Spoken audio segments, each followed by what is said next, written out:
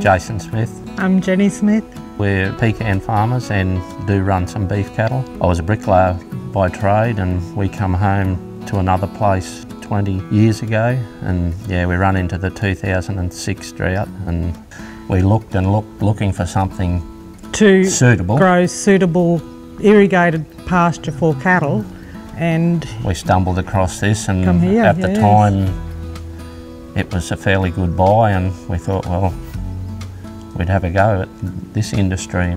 It was slightly run down when we bought it.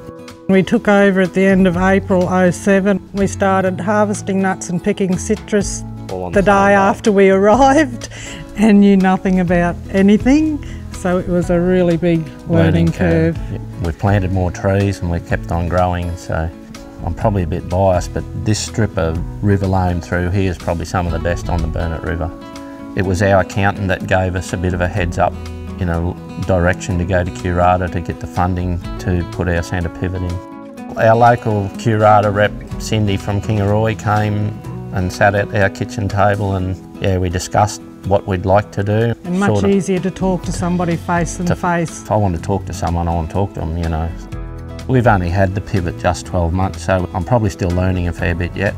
We've developed a bit more out beside the pivot where we can water to. Every 100 days we've got to have another 110 that are ready to go into the feedlot, and this is where we can do that. With this weather, if we didn't have the pivot, we wouldn't be able to have the cattle. We're going to have somewhere to be able to feed them and keep them going ahead. If we were losing money, you wouldn't keep doing it. Yeah. No. But by borrowing from QRIDA for the pivot, it allowed us to use our own money to improve other things, you know, whereas if we had to pay for the pivot, well, there's a lot of things in the orchard that probably wouldn't have got done. Been done. Yeah. Or we wouldn't have put the pivot in. We would have stayed in the orchard. Yeah.